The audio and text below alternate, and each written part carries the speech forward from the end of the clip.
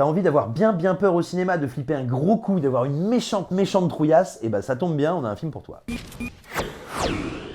Bonjour à tous, on est très content de vous retrouver après de longues semaines d'absence, et pour fêter ça, on va vous parler d'un excellent film d'horreur qui débarque en salle, qui s'appelle The Vigil. You signing still? Mrs. Litvak? Mrs. Litvak.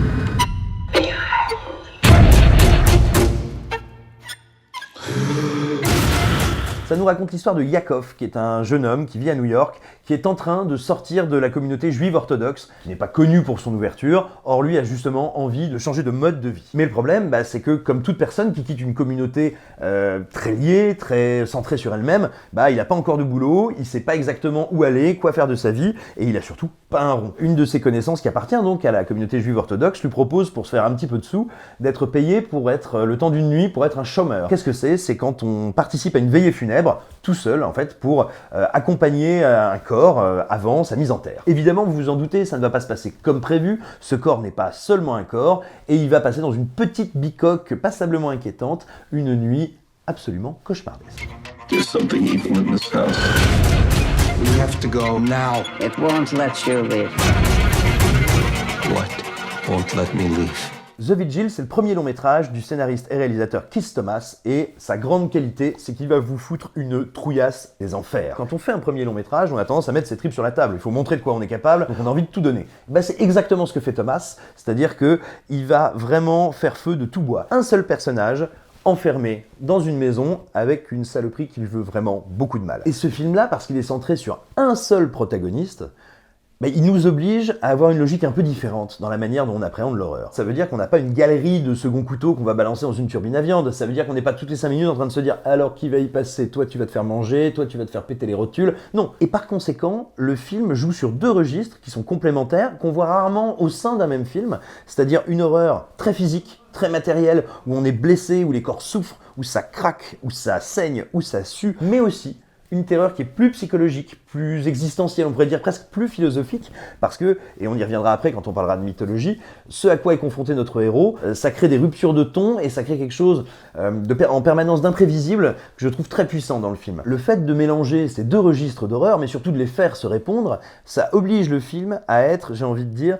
d'une immense efficacité dans son rapport à l'horreur et surtout à utiliser absolument toutes les munitions à sa disposition. Il y a des longues plages, vous savez, d'horreur. Moi, j'aime beaucoup quand les films, et on voyait ça notamment dans The Autopsy of Jane Doe, dans la première partie du film, quand un film va étirer une situation un peu cauchemardesque et qui va pas se terminer en un petit jumpscare, en un petit sursaut, mais vraiment qu'on va étirer, ce qui est générateur d'angoisse, jusqu'au moment où ça devient véritablement un grand vertige et un grand saut dans l'abîme. Et ça, le film le fait très bien, parce qu'il allie un travail de la photo, l'image est très belle, un travail du cadre, c'est tout bête, mais quand vous avez un décor qui tient en 2-3 pièces maximum, vous êtes obligé de réfléchir à comment vous filmez, comment les lignes de fuite vont fonctionner, comment vous composez l'image. Le film le fait très bien, et mélanger donc la photographie, le cadre et le son, ça donne ici un espèce de maelstrom qui est très puissant et qui génère vraiment de gros moments de flipperie. L'autre grande force de The Vigil, c'est son univers. Parce que ça se déroule dans la mythologie qui est propre à la religion juive et, on va dire, à toute la spiritualité kabbalistique et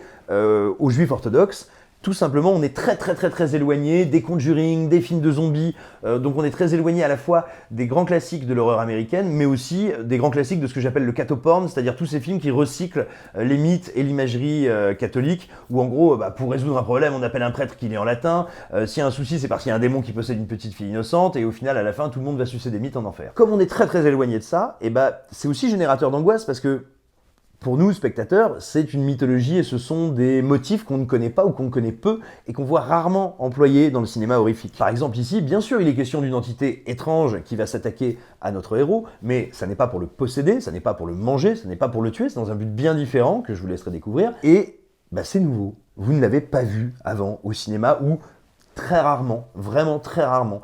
Et découvrir ça, c'est super stimulant, c'est imprévisible et ça nous étonne à chaque séquence. On est vraiment sur un sol très friable dont on sent qu'il menace de s'écrouler sous nos pieds à chaque instant et c'est vraiment générateur d'angoisse. Ça fait que le spectateur est très actif dans son visionnage. Vous êtes en train de vous dire « Mais alors attends, ça qu'est-ce que c'est? Qu'est-ce que ça veut dire? Quel est le régime de l'image? Est-ce qu'il rêve? Est-ce qu'il est fou? Est-ce que ça finira jamais? Pourquoi est-ce que je vois ces images étranges, ces hallucinations? Quelle est leur signification ?» Et tout simplement, être au sein d'un film d'effroi et d'angoisse dont on ne maîtrise pas tous les codes, ça nous ramène, j'ai presque envie de dire, à une enfance de l'horreur. Vous savez, quand vous regardiez vos premiers films fantastiques, vos premiers films de genre, et que vous vous disiez « Oh là là, je n'ai aucune idée de ce qui va m'arriver, je suis super mal », eh ben, ce film-là, The Vigil, est en capacité de recréer un peu de ça. Alors aussi avec les défauts d'un premier film, il faut pas se leurrer, parce que c'est le tout premier long métrage de Keith Thomas, alors il a des petits moments où il se répète, il a des petits soucis de tempo. Néanmoins, la fraîcheur de l'univers, l'intensité qu'il met là-dedans, ça permet vraiment au film de passer totalement outre ces petites faiblesses de jeunesse, mais qui sont normales pour un premier long métrage, et ça lui confère une force énorme.